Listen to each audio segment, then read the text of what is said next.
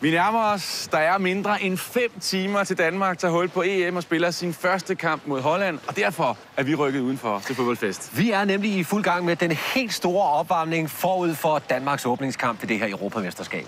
En opvarmning, som kommer til at indeholde en masse information om, hvordan landsholdet har forberedt sig fysisk, men også væskemæssigt til den her opgave, der venter i aften. Men prøv lige engang at hænge med her. Thomas, du kan eventuelt gå med, fordi vi skal også lige tale lidt om, hvordan landsholdet har forberedt sig på det her, både ernæringsmæssigt og i høj grad også omkring væske.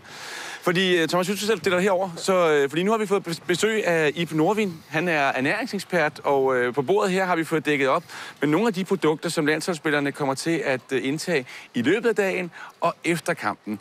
Ib, vi ved jo, at der er stor fokus på det her med væske under det her landshold, og det har der faktisk været i relativt mange år. Hvad har de drukket i løbet af sådan en dag?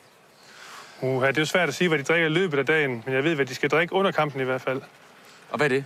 Jamen, det er jo en god energidrik, hvor der selvfølgelig kommer vand i, så de får væske, og der er energi i, og der er også de her elektrolytter, eller mineralsalte, som man så sveder ud, dem skal man sørge for at få ind igen.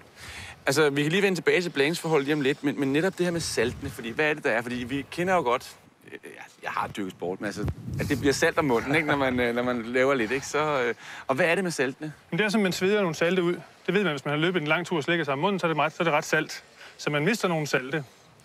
Og hvis man bare erstatter den væske, man mister sammen med salten, når man sveder, med ren vand, så fortynder man så at sige saltkoncentrationen i kroppen, og så får man svært ved at holde på væsken, og så sveder man endnu mere. Så mister man mere væske.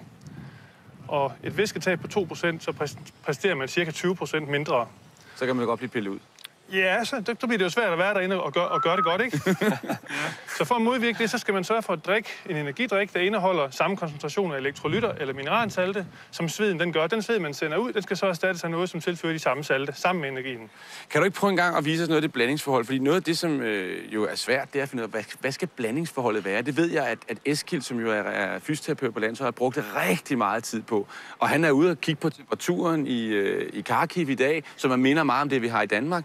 Og så ud fra det doserer han, hvordan han synes, det skal være. Ja, altså vi kan som udgangspunkt lave vi har en dosering på, der rent grafisk viser, hvor mange skefulder skal det i til så mange milliliter. Ja.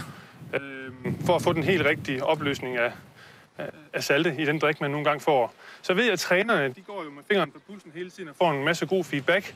Og der er så nogle af dem, hvis de skal, de skal spille i varme, så skruer de lidt ned for koncentrationen, for ikke at give dem for meget sukker, fordi nogle maver kan reagere på det. Okay. Og det er de altså de dygtigste til. Vi kan give dem nogle retningslinjer at gå ud fra, og så vil de... Kan vi ikke få lov at smage lidt af det her? Fordi jeg ved jo, at efter kampen, der er der nogle af dem, de hader det der, Thomas. Fordi så skal de drikke sådan en proteindrik. Den kan vi lige vende tilbage til, hvorfor de skal drikke den. Men den er blandet med minimælk for at bare gøre den til en lidt mere acceptabel på en måde.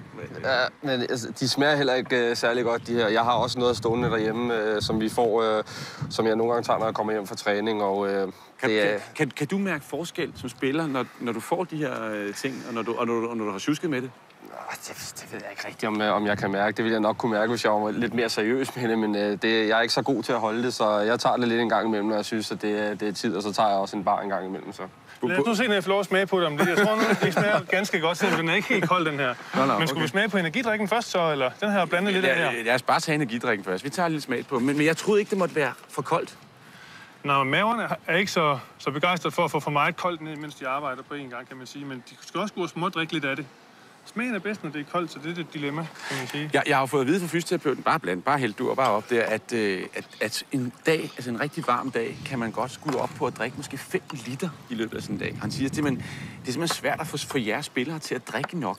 Han nærmest prøver at instruere dem i. Har du også oplevet det med Eskild? Han går og siger, drik nu. Nej, men jeg har til gengæld oplevet, at der er nogle trænere, der har ligget og ringet til mig og bedt mig om at gå ud på toilettet og tisse og se på min afføring derude. Og så, hvis det var for gult, så fik jeg simpelthen besked om at drikke noget mere. Hvorfor skal Thomas drikke noget mere, hvis hans urin er for gul? Så han får lidt væske. Okay. Det skal helst være klart. Men jeg har da også oplevet, at man nogle gange kan være tørstig, og så skal man tisse. Altså, hvor man tænker, jeg har ikke drukket særlig meget, og alligevel så skal jeg rende og tisse. Altså, jeg kunne ud fra, at desto mere... Altså, noget med at tisse, det var noget, når jeg nu har drukket en hel masse, så skal jeg tisse. Er det, fordi jeg mangler salte, så eller hvad? Den saltkoncentration påvirker det temmelig meget. Okay. Så hvis du har erstattet, hvad skal man sige, den væske, du har svedt ud med bare vand, eller sukkervand, eller en sodavand, uden salte i, jamen så skal man faktisk tisse. og skal af med mere væske. Og det er ikke så godt, hvis man skal præstere i hvert fald. Hvad synes du om det, Thomas? Minder det om noget, du kender? Det smager jo ikke... Jeg synes, det smager udmærket. Det er ok, det her. Men altså, den, som jeg ved, de frygter, det er den der proteindrik, som er ekstremt vigtig. Og som jeg også ved, du har brugt meget energi på. Du har været med til at udvikle den her. Hvad er det? Fordi det er noget, der skal ske efter kampen. Hele restitutionsprocessen. Ja, det er 2 ret forskellige ting, kan man sige. Den ene, det er jo at have styr på væskebalancen, energien under kampen. Og det næste, det er så efter kampen at kunne tilføre de byggesten, der skal se for at restituere hurtigt. De muskler, man har brugt, har man slidt på, og de skal være hurtigt klar, når man skal spille eller træne i de følgende dage, ikke? Ja. Så derfor inden for den første time, efter man har trænet, eller allerbedst lige når man klæder om, så er det godt at få en drik, hvor der så er, vi har selvfølgelig protein i, og en række andre ting, som forstærker hinanden, sådan så vi får lavet den maksimale, det maksimale kvalitet i det tilskud, man nu skal have. Og det er det, du har blandet her med Jeg har minimælk? blandet der, ja. Okay.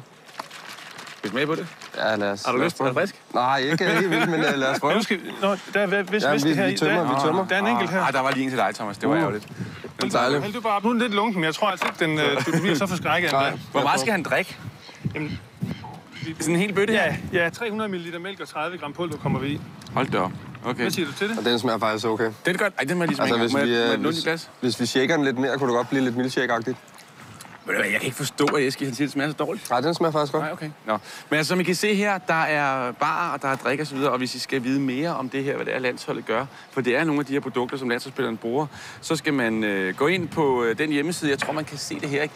Intosim hedder det, intosime.com, så kan man se det inde, hvad det er, landsholdsspillerne de gør. Men tusind tak, fordi I kom, begge to. Så tak.